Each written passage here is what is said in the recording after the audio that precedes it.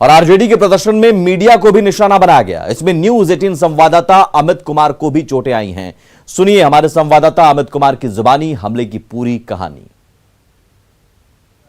RJD के नेता प्रतिपक्ष तेजस्वी यादव अपने विधायकों के साथ, अपने कार्यकर्ताओं के साथ जब वो जेपी गोलंबर से चले थे तो उनका जैसे ही एसपी बर्मा रोड वो क्रॉस कर रहे थे, आक्रोश आवेश जो है वो धीरे धीरे बढ़ने लगा था। आरजेडी कार्यकर्ता जो है वो हुड़दंग करने शुरू कर दिए थे और जैसे ही ये उनका काफिला जो है डाकबंगला चौराहा पे पहुंचा तो पुलिस ने उन्हें रोकने की कोशिश की।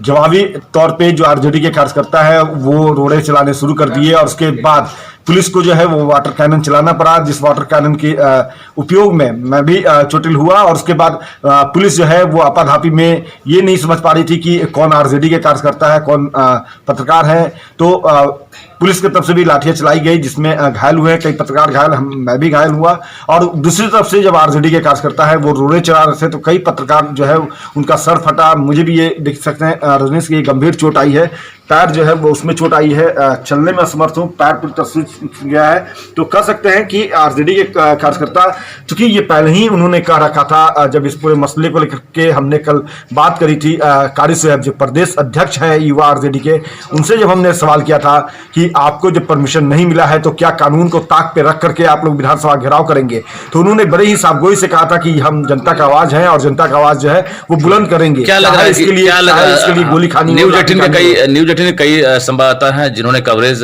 किया है, उस दौरान वो चोटिल हुए हैं, साथ ही कई और बाकी मीडिया कर्मी हैं वो भी चोटिल हुए हैं।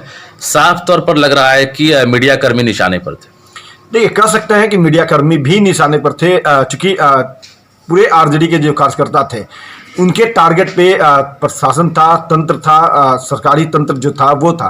तो सरकारी तंत्र जो है उनको जब वो निशाना बना रहे थे तो उस दौरान दोनों तरफ से रोड़ेबाजी हो रही थी।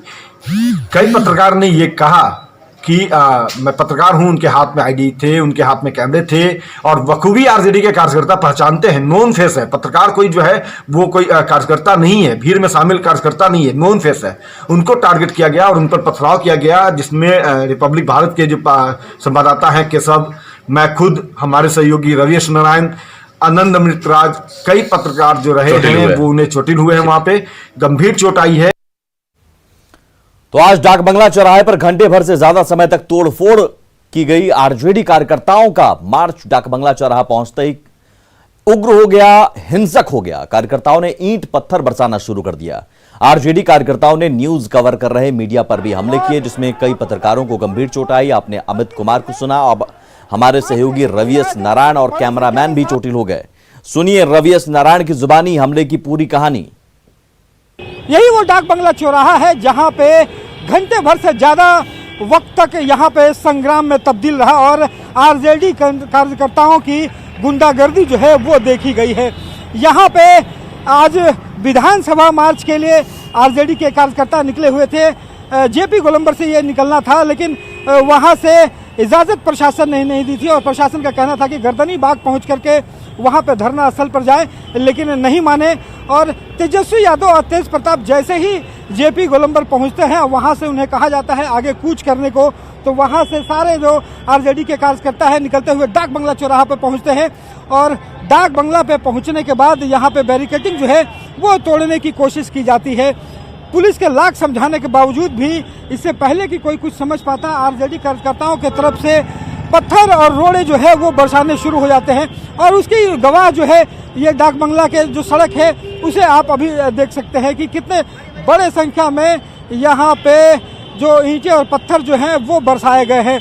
और यहाँ पे इस ईंटें और पत्थर के बीच में कई जो पत्रकार हैं उन्हें चोटें आई हैं, गंभीर चोटें आई हैं। आपको बता दूं कि जब सारे लोग इस पूरे घटना को कवर कर रहे थे तो आरजेडी कार्यकर्ताओं को जो गुस्सा है वो मीडिया पर फूटा और मीडिया पर फूटने के बाद लगातार मीडिया के ऊपर हमले किए गए।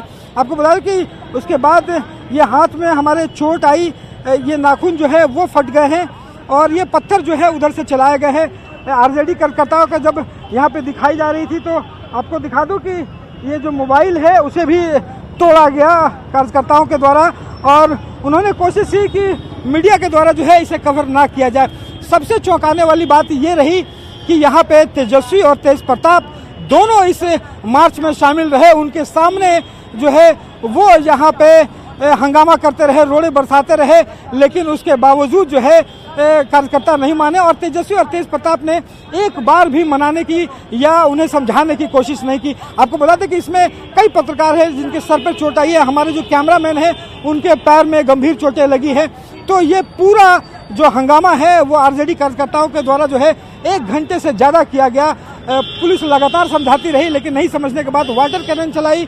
उसके बाद पुलिस ने जमकर लाठियां बरसाई है जिसमें आरजेडी के कई कार्यकर्ताओं को भी चोटें आई है। लेकिन सबसे बड़ा सवाल ये है कि सारे घटनाक्रम में जिसकी अगुवाई तेज प्रताप और तेजस्वी खुद कर रहे थे वो लॉ एंड ऑर्डर के खिलाफ आवाज़ उठाते हैं, लेकिन आज यहाँ पे डाक बंगला चौराहे पे जो हुआ वो सवालिया निशान खड़ा करता है कि आखिर कैसा लॉ एंड ऑर्डर चाहते हैं आरजेडी के कार्यकर्ता। और जो गुंडागर्दी उन्होंने मचाई है वो तेजस्वी और तेज प्रताप के नेतृत्व पर भी बड़े सवाल खड़ा करती है। कैमरा पर्सन मनीष जुनेजा के साथ Ravi S Narayan, news 18 Patna. RJD का विधानसभा मार्च यहां से शुरू हो गया है और जिसकी अगुवाई नेता प्रतिपक्ष तेजस्वी यादव खुद कर रहे हैं और साथ में तेज प्रताप यादव।